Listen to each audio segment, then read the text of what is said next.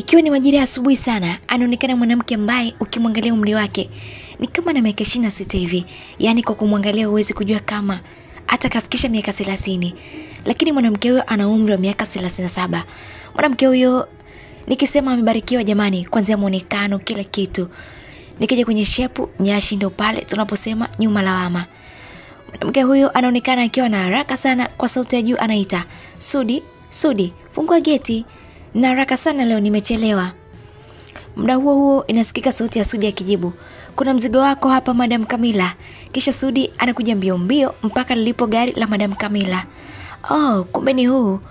Utaniwekea ndani pale. Nina haraka sana, lakini pia usije kurudia tena kuniita Madam Kamila, sawa? Hii ni mara ya 3 na kukataza. Call me Kamila." "Sawa madam," anajibu Sudi, ila Sudi naye ni kichwa maji aisee. Yaani ametoka kukatazwa lakini ndo hapo hapo anamuita tena. Kuna watu pasea vichwa sana. Kamila anamwangalia Sudi kwa hasira sana, lakini anamfokea, "Fungua geti huko." Baada ya kama lisaa hivi, Jamila anaonekana akiwa kwenye lifti akileka kwenye ghorofa ambayo iko juu zaidi. Baada ya muda unafika, anaingia kwenye ofisi iliyosomeka hivi, "Kamila." "Za asubuhi Kamila?" Ilisikika sauti nyororo kabisa ya msana ambaye alikuwa kwenye ofisi ya mapokezi. "Salama. Watu wa interview wamefika au?" akauliza Kamila. "Ndio wamefika, muda sio mrefu sana." "Sawa. Nitawafanyia interview kwenye ofisi yangu, so utawaita mmoja mmoja," alizungumza Kamila, kisha akashika njia kwenda kwenye ofisi yake. Baada ya muda Kamila anaonekana akifanya interview na watu tofauti tofauti, na mwisho anaingia mwanaume ambaye ni pande la mtu. Yaani ukiangalia mtu na nusu. Mwili wake ni mwili wa mazoezi. Ukiangalia kabisa unajua huu ni kazi.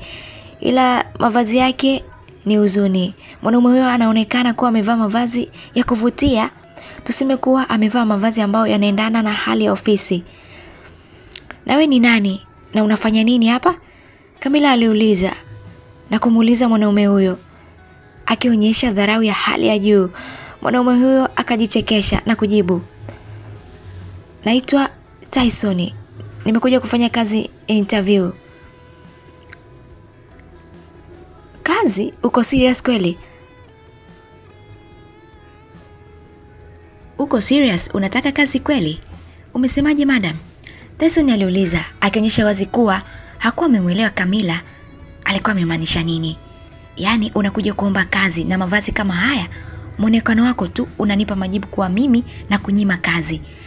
Madam, mimi sina." Kabla Tyson hajamaliza kujielezea, Kamila akamkatisha, "Hakuna kazi kwa ajili yako. Asante kwa kushiriki." Madam, mimi nilikuja kwa ajili ya kazi ya usafi tu hapa ofisini. Maana nimeona kuwa unatafuta tu usafi. Ukijua kujisafisha mwili wako ndo uje kuomba kazi ya kusafisha ofisi yangu, sawa? Haya, potea." Kamila anaonekana kuwa mwanamke mwenye pesa sana, lakini pia ni mwanamke ambaye anadharau sana.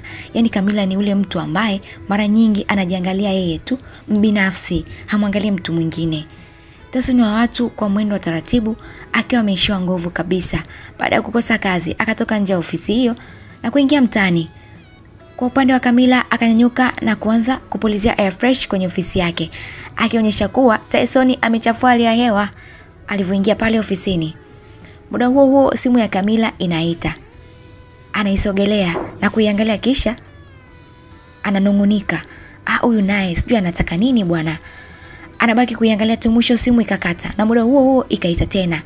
Na kwa haraka akapokea na kuuliza, "Beni, unataka nini?" Anakaa kimya na kusikiliza mtu anayezungumza kwenye simu, kisha anajibu, "Beni, hata mimi nimeshachoka kwa kweli. Kwani mimi nimezaliwa peke yangu au kisa nimefanikiwa? Nimefanikiwa kwa jitihada zangu mwenyewe, lakini sasa mnataka kunifanya kama chuma ulete vile. Zamu yenu kumhudumia baba yenu. Nimechoka sasa." Inasikika sauti kwenye simu, "Kamila, uko serious kweli?" "Kamila, kama sisi tungekuwa na uwezo wa kumtibia baba, wala tusingekusumbua, sawa? Hebu acha mambo yako haya. Lakini pia kama tunakusumbua sana, tusamee sisi." Kisha simu inakatwa na Kamila analalamika, "Kila siku Kamila, kwani mtoto ni mimi tu?" Majira ya jioni kama saa 1 hivi, anaonekana Camilla akiwa amekaa sebuleni kwake akichezea simu yake. Muda huo huo anakuja msichana ambaye alivalia mavazi ya jikoni na kwa sauti ya utulivu anauliza, "Nikuwekee chakula hapa au niweke kule kwenye meza ya chakula?" Camilla anamwangalia msichana huyo kwa dharau ya hali ya juu kisha anamuuliza, "Unaongea na mti au ni kitu gani?" "Oh, samani Camilla, utakula chakula hapa au niweke pale kwenye meza ya chakula?" "Ukiweka kwenye meza ya chakula utanibeba unipeleke kule au utatumia akili yako mpaka nifike pale? Una akili ndogo sana wewe binti." Huyo Camilla ni paswa kichwa lai. Yaani muda wote yeye ni kisirani tu. Mimi siwezi kukaa naye kwa kweli, maana hizo hasira zangu sishindi kumjibu ovyo. Basi mchana watu akatoka, baada ya muda akarudi na chakula na kuweka karibu na Camilla. Siku ziliendelea kwenda huku Camilla akiendelea na tabia zake za ovyo. Wafanyakazi wake walionekana kumuogopa sana. Wafanyakazi wake wote kuanzia nyumbani mpaka ofisini. Ikiwa ni majira ya usiku kama saa 5 hivi, Camilla anaonekana akiwa amevalia mavazi ya gym na kurudi nyumbani kwake. Anatembea taratibu akionyesha kuwa amechoka sana. Ghafla natokea kundi la watu kadhaa na kumvamia Camilla ambaye alibaki akipiga kelele. Baada ya muda anatokea mwanaume pande la mtu na kuanza kumsaidia Camilla. Baada ya muda mwanaume huyo anaonekana kuzidiwa na kupigwa na kitu kizito kichwani na kuanguka chini kupoteza fahamu. Kabla watu wale hawajamvamia tena Camilla, muda huo huo ilifika gari ambayo ilikuwa inakata tu njia, lakini ilikuwa kama msaada kwa Camilla, lakini pia mwenye gari naye alisaidiana na Camilla kumfikisha yule mwanaume hospitali. Siku iliyofuata Camilla aliamka asubuhi na mapema, moja kwa moja akaenda hospitali kwa ajili ya kumuona mgonjwa yule aliyeumia kwa ajili yake. Moja kwa moja Camilla akaenda kuonana na muuguzi ambaye alimpokea huyo mgonjwa. "Oh, mgonjwa wako ameamka jana usiku. Anaendelea vizuri kabisa," alizungumza muuguzi baada ya kuulizwa swali na Camilla. "Naweza kumuona?" aliuliza Camilla. "Ya, bila wasiwasi." Basi Camilla alishika njia na kwenda kwenye wodi alioelekezwa. Alifika. "Wewe." Camilla alistuka sana baada ya kukutana uso kwa uso na Tyson, mkaka ambaye alimfukuza siku ya kwanza pale ofisini kwake. "Karibu," alizungumza Tyson akiwa na tabasamu pana kabisa usoni mwake. "Nafikiria nimekosea wodi," alizungumza Camilla pasi na kusubiri jibu kutoka kwa Tyson. Akatoka nje na kumwacha Tyson akitikisa kichwa kwa kusikitika. Baada ya muda Camilla akarudi akiwa na muuguzi. "Madam, mgonjwa ambaye uliomleta jana ndo huyo, lakini wewe pia haukuwa sawa, ndo maana ukashindwa kumtambua vizuri," alizungumza muuguzi huyo pasi na kujua kuwa Camilla ataki kuitwa madam. Yaani Camilla anaona kama akiitwa madam anazeeshwa hivi. "Sawa, asante," alijibu Camilla huku akiwa na kisura fulani hivi cha aibu. "Unajisikiaje?" Camilla alimuuliza Tyson baada ya daktari kuondoka. "Mungu mwema, naendelea vizuri." "Naendelea vizuri kabisa. Hata hivyo ni maumivu tu ya kichwa tu ndo amebaki na nitakaa sawa." "Vizuri, sasa nataka kukupa namba yangu na wewe unipe namba ndugu zako niweze kuzungumza nao. Bili zote za hospitali, kila kitu kuhusu matibabu ni juu yangu. Nataka kuwapa taarifa kuhusiana na hali yako ili waweze kuja, kwa kuwa mimi nitakuwa busy sana. Nitakuwa na mambo mengi." "Sina ndugu," alijibu Tyson akiwa mkavu kabisa. "Huu sio muda utani. Saa hizi nahitajika ofisini, lakini niko hapa kwa ajili yako. Please, naomba namba za ndugu zako." "Madam, kikubwa umelipa bili zote, ni sawa kabisa. Unaweza kwenda." "Siwezi kwenda. Afu ndodi tena hapa." Hapo Tyson alionekana kuchukia sana na kujikuta akimjibu Camilla kwa hasira. "Madam, sio kila mtu ana ndugu hapa mjini, sawa? Unaweza kwenda. Naweza kujiangalia mwenyewe." Oh, niko busy sana, sijui nina kazi. Sasa unataka nikusaidieje?" "Nikusaidie nini? Wewe nenda kwenye kazi zako." Kiburi na jeuri vimekutana sasa. Kwa kuwa Camilla ni mtu mwenye dharau, basi na kufikiria mara mbili anaondoka akiwa amechukia sana. "Mjinga we, usije tena hapa." Tyson anafoka baada ya Camilla kuondoka. Baada ya masaa kadhaa, Camilla anaonekana akiwa kwenye ofisi yake, lakini anaonekana kuwa hayuko sawa hata kidogo. Anaonekana kuwa ni mtu mwenye mawazo sana. Kumbukumbu jinsi ambavyo Tyson alikuwa akimsaidia zilitawala kwenye kichwa chake. Kwa hiyo hana ndugu kweli au ni michezo yake tu? Camilla anajiuliza huku akiendelea kufikiria majibu aliyopatiwa na Tyson. Sasa ataishije mjini bila ndugu? Lakini mbona hata mavazi yabadilishi jamani? Yaani Camilla alijikuta akiwa na maswali mengi sana ambayo hakuwa na majibu nayo, hivyo alibaki akiumiza tu kichwa chake. Siku hiyo Camilla alitokea ofisini kwake mapema sana na kufunga safari na kuwahi hospitali kwa ajili ya kumwona Tyson. Vipi, kazi zako zimeisha? Tyson alimuuliza Camilla pale tu alipoingia. Nimekuja kujua unaendeleaje. Bado sijafa madam. Camilla alikutana na kichwa maji mwenzie. Yaani majibu shwa, hakuna kupoteza muda. Kwa sauti ya utulivu Camilla alizungumza. Samahani kwa kila kitu kilichotokea asubuhi ya leo. Alizungumza Camilla. Tyson pasi na kinyongo akapokea samahani na akaamua kuzungumza kwa amani. Ndio hivyo, mimi sina ndugu hapa mjini na sina makazi. Ninachoweza kusema asante sana kwa kufanikisha kunifikisha hapa na kulipa gharama zangu zote za matibabu. Mungu akubariki sana. Alizungumza Tyson kwa utulivu mno. Utazani sio yeye ambaye alikuwa anamjibu Camilla. Huu ni mtihani sasa. By the way, utajua nini cha kufanya pale utakaporuhusiwa kutoka hospitali. Sawa, nashukuru. Hatimaye wiki nzima ilipita huku Camilla akiendelea kumwangalia Tyson kwa karibu sana. Kwa msaada wa Mwenyezi Mungu Tyson anaweza kuwa sawa. Anaruhusiwa kutoka pale hospitali. Karibu sana Tyson, alizungumza Camilla akimkaribisha Tyson nyumbani kwake. Yaani Camilla ndo anamleta Tyson nyumbani kwake ili aendelee kumwangalia zaidi. Asante sana madam, alijibu Tyson. Kwa namna moja ama nyingine Camilla ambaye alishindwa kabisa kuzuia hasira zake. Kwa mara nyingine, unaniita madam. Oh, samahani madam, alijibu Tyson na kujikuta akirudia tena kosa lile lile. Muda huo huo Camilla alinyosha mkono wake kutaka kumpiga Tyson, lakini Tyson akadaka na kumjibu, kumpiga mwanaume kibao ni dhambi kubwa sana Camilla. Niachie mkono wangu. Tyson alimwangalia Camilla kwa muda kisha akamuuliza, ili unipige au? Kwa mara ya kwanza Camilla anacheka kabisa kwa sauti. Anawafanya wafanyakazi wote kumshangaa, maana sio mtu wa kucheka cheka kabisa. Mnaangalia nini hapa? Kaendeleeni na kazi zenu huko. Umbea tu, alizungumza Camilla baada ya kuona kuwa wafanyakazi wake wanamwangalia. Sawa madam, alijibu Sudi huku akirudia kosa lile lile alokatazwa Tyson. Hapo Camilla alichukia, haraka akavua kiatu chake na kumtupia Sudi ambaye alikwepa lakini alikimbilia nje. Moja kwa moja Camilla anamkabidhi chumba Tyson na kumwambia, hichi ni chumba chako. Unaweza kuoga sasa na mavazi hayo hapo, lakini upate kupumzika. Asante madam. Tyson anakuta anarudia tena kosa. Tyson, utakuja kufukuzwa na madam, kwa sababu kila saa unarudia kosa ambalo umeshakatazwa. Camilla alimwangalia Tyson kwa muda kisha akasikitika na kutoka nje. Camilla alifikiria nyumbani kwake.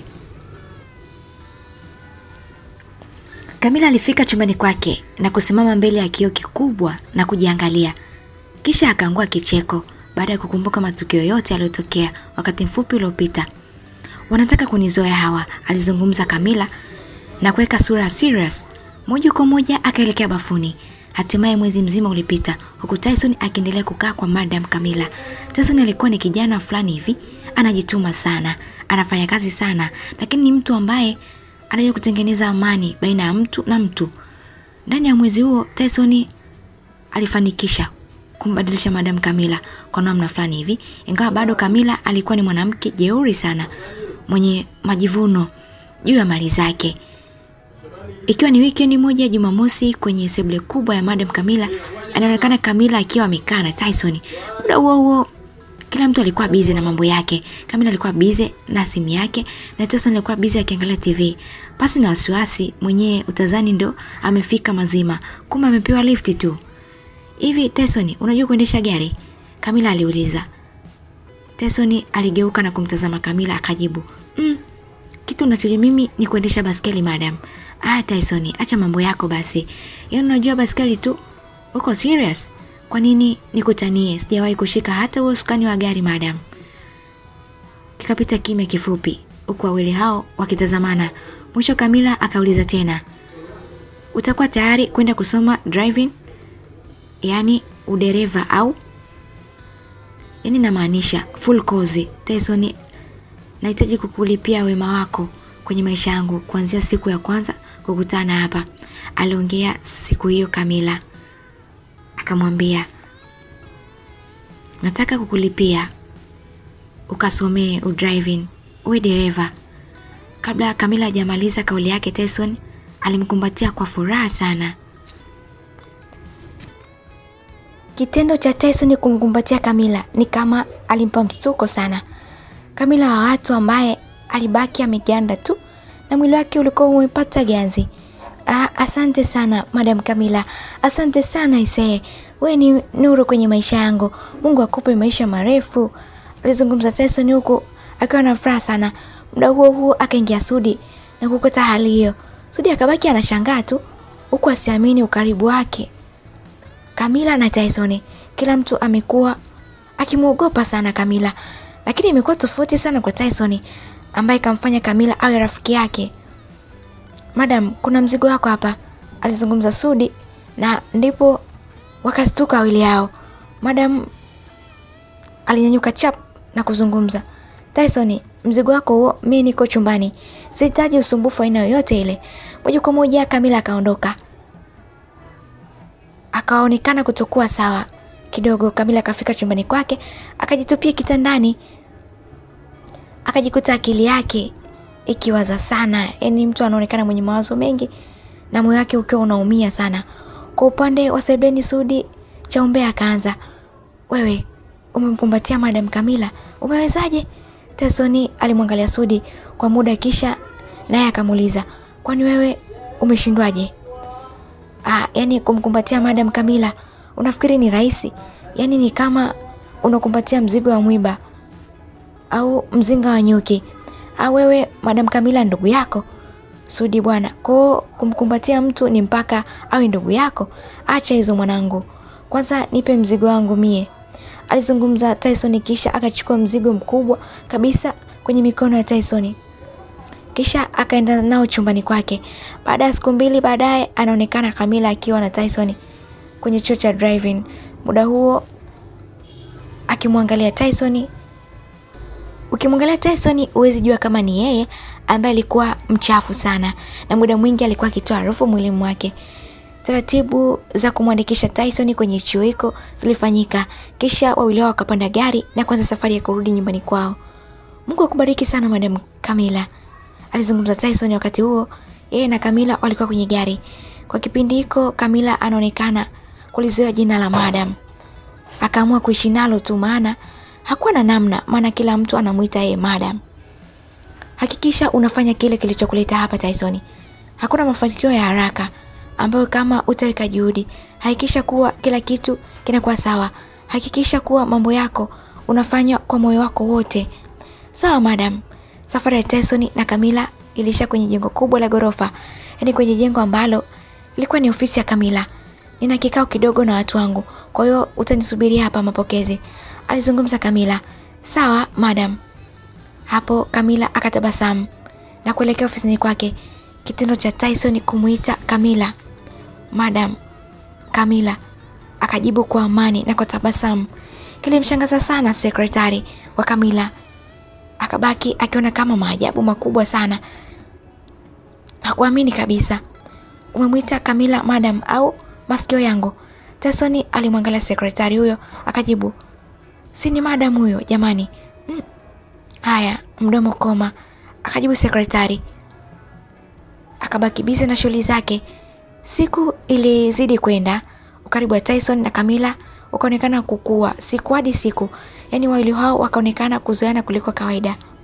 Siku moja Madam Camilla akiwa amekaa na Tyson nje ya nyumba yake akimuuliza kuhusu masuala ya mafunzo yake ya udereva, ghafla Tyson akabadili mada na kuzungumza.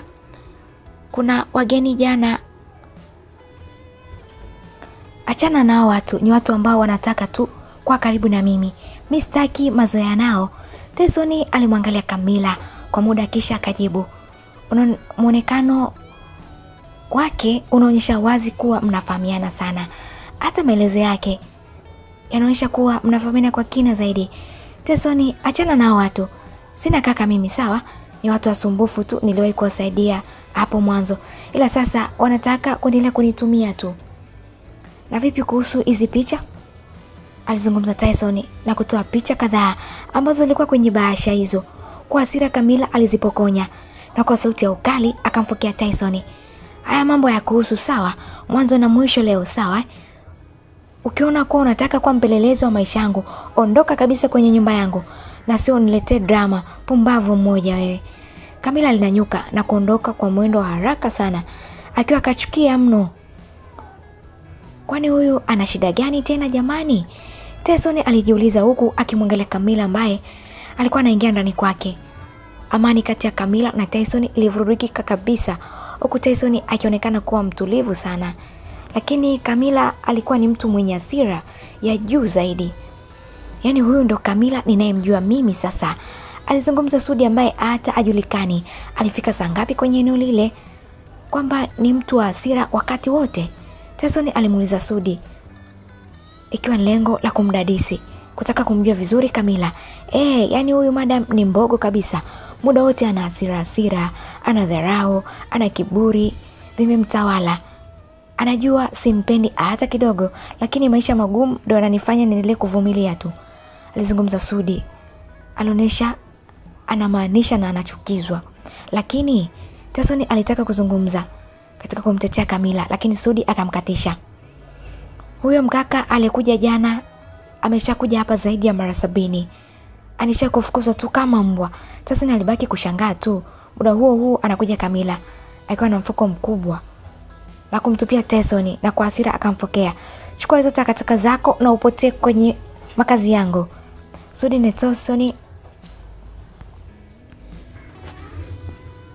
na Tyson waliangalana kwa mshangao wa hali ya juu, kisha Tyson akanyanyuka na kuokota fuko lake na kuzungumza.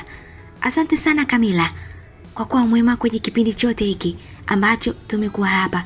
Asante sana kwa msaada wako na kila kitu. Mwenyezi Mungu akubariki sana. Camilla akabaki kumwangalia Tyson kwa hasira tu, basi na kuzungumza chochote kile. Sudi, tutaonana mshikaji wangu. Piga kazi kaka. Anazungumza Tyson kisha akashika njia na kuondoka zake. Basi na kugeuka nyuma, muda huo Camilla akamgeukia Sudi na kumwambia, huyu kapuku nisije kumuona tena humu ndani, sawa? Sasa ole wako aje na umruhusu aingie humu ndani. Na sio yeye tu, mtu yoyote ule. Tumeelewana? Ndio, alijibu Sudi kwa sauti yenye huzuni ndani yake. Moja kwa moja Sudi anarudi getini na Camilla anarudi chumbani kwake.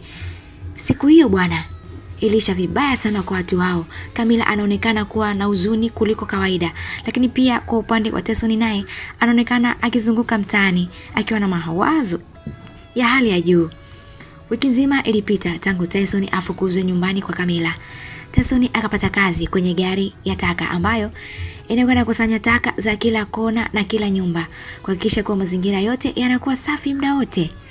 Kwa upande wa Camilla, hasira yake ndio kwanza inaongezeka, yani hasira yake inatoka moja kwa moja. Kwa upande wa Camilla, hasira yake ndio kwanza inaongezeka, yani hasira yake inatoka kwenye 1 mpaka kwenye 11. Na sababu haikuwa inajulikana kabisa. Wafanyakazi wake walizidi kumuogopa zaidi na wengine wakaamua kuacha kazi kabisa, maana ofisini pia kulikuwa kuchungu kabisa. Siku moja Camilla akiwa ofisini kwake, muda huo anaingia sekretari wake na kwa sauti ya chini msichana huyo anazungumza, "Madam, hii ni barua kutoka kwa wawekezaji wa Kenya." Camilla anamwangalia sekretari wake kwa muda kisha anamuuliza, "Inasemaje?" Sekretari wa watu anashindwa kuzungumza na kubaki akijiumauma tu. Umekuwa bubu au? Kamila alimuuliza sekretari wake kwa sauti ya ukali sana, na muda huo sekretari alijibu, umefunga mkataba na sisi, hivyo wanahitaji mapato yao ya kila kitu. Unasemaje wewe? Aliuliza Kamila. Akanyanyuka kitini na wazi kuwa taarifa hizo zilimtua sana, na kwa kufikiria kuwa kama itakuwa hivyo. Kwa ukali wa sauti hiyo iliyojaa wasiwasi anauliza, Zedi yuko wapi? Kamuite. Kwa sauti ya kujiamini sekretari alijibu, Zedi hayupo, alileta barua ya kuacha kazi leo asubuhi, lakini pia na mimi barua yangu hii hapa.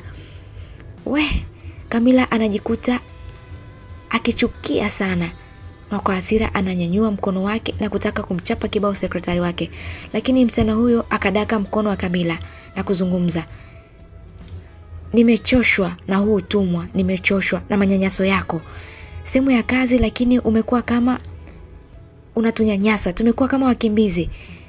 Nimefanya kila kitu ili niishi hapa, lakini nimekuwa na kuogopa muda wote. Inatosha sasa. Kwa heri Kamila. Sekretari huyo aliachia mkono wa Kamila kisha akazungumza, kila la heri Kamila. Kisha akaondoka zake na kuamua kumwacha Kamila katika hali ya kuchanganyikiwa sana, huku asijue nini cha kufanya. Mambo yalikuwa sio mambo.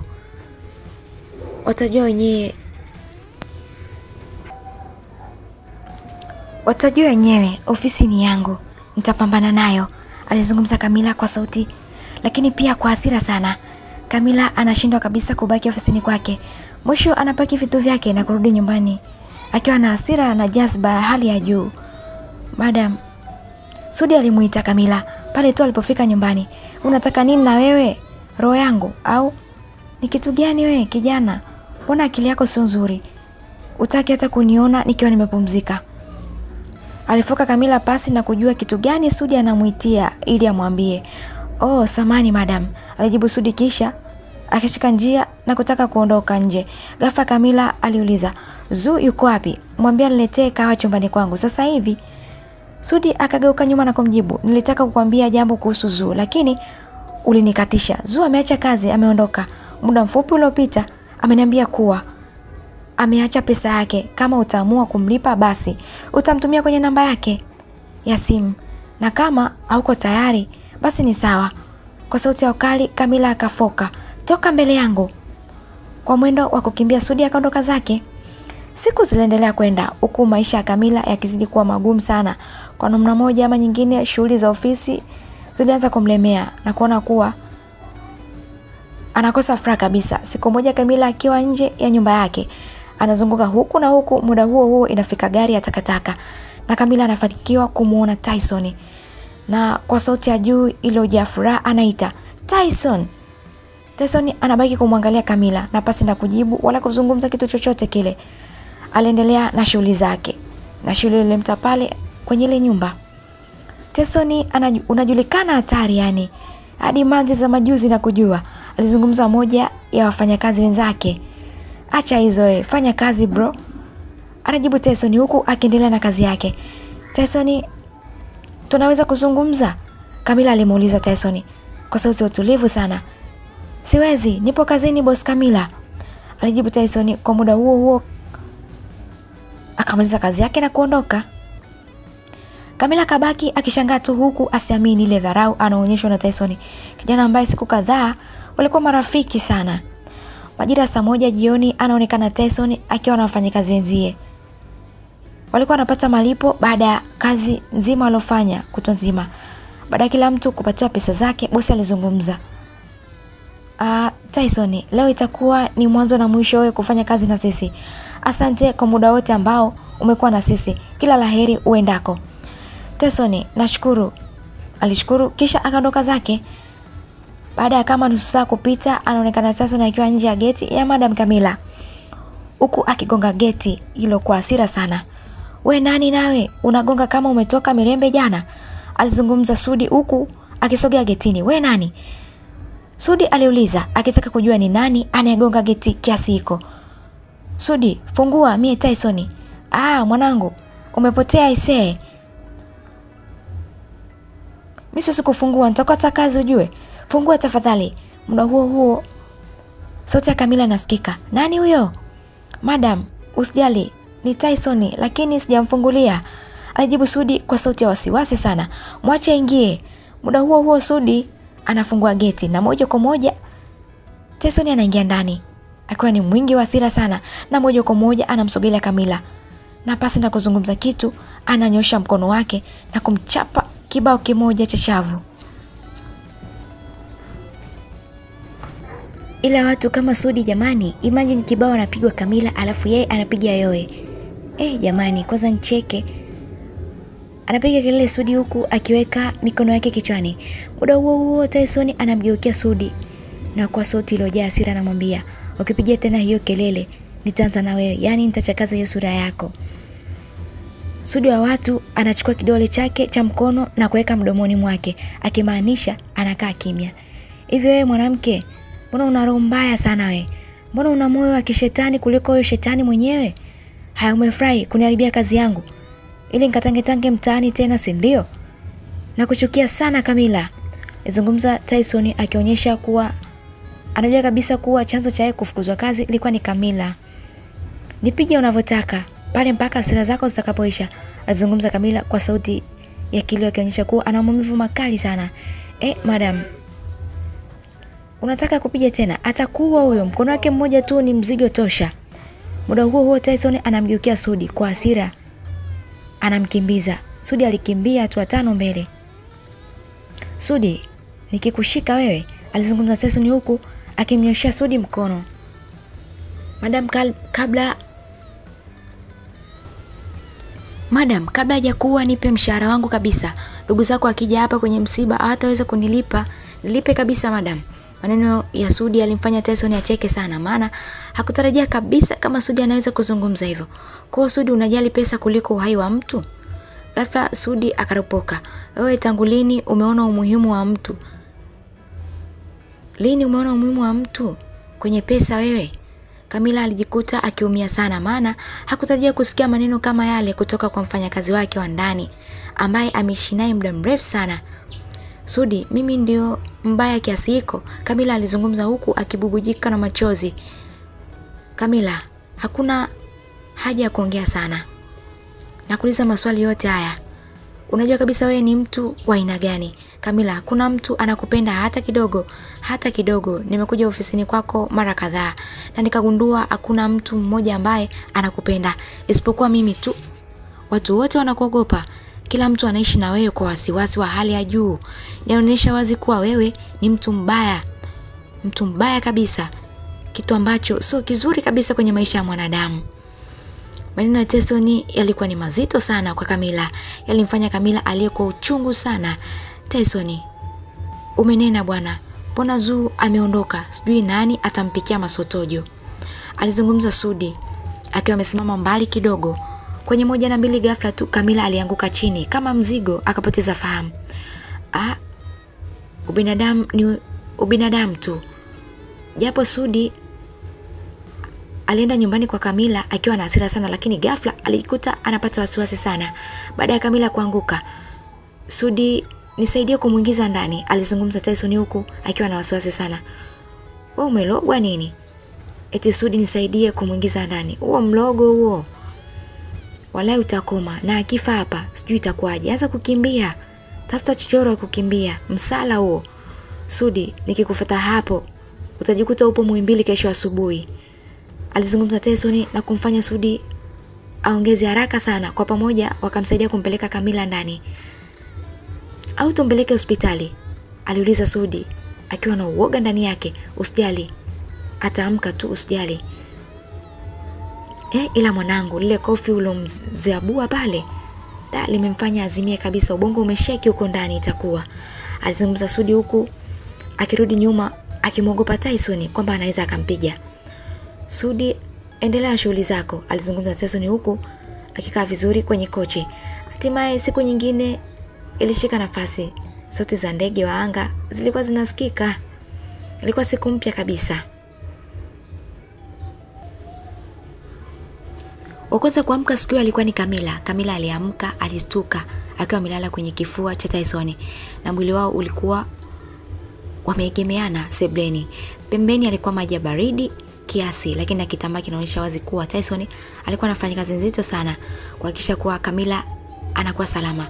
Asante sana Tyson, alizungumza Camilla huku akitabasamu peke yake na kumwangalia Tyson kwa ukaribu zaidi. Lakini ni mkali sana Tyson, kwa nini? Camilla aliendelea kujiongelesha pale na macho yake yakionyesha anatamani kitu kutoka kwa Tyson. Usijali sana kuhusu mimi Tyson, sijui nini kilitokea jana, lakini nina hakika hujalala kwa ajili yangu mwaya, alizungumza Camilla huku akijaribu kuweka vitu vizuri, maana hakuwa sawa kabisa. Baada ya muda Tyson aliamka kwenye usingizi mzito sana na kumvuta Camilla akiwa amekaa pembeni yake. Unaendeleaje? Tyson alimuuliza Camilla huku akijaribu kupima joto la mwili wake. Naendelea vizuri Tyson, pole, unaonekana umechoka sana. Niko sawa. Sasa sikia, jiandae twende hospitali maana joto lako la mwili bado ni kali sana, alizungumza Tyson na kwa sauti inaonyesha ni kiasi gani alikuwa anajali kuhusu Camilla. Baada ya muda wawili hao walitumia usafiri wa Uber wakaenda hospitali. Camilla, ni uchovu tu unanisumbua. Inaonekana kuwa nimekosa usingizi muda mrefu.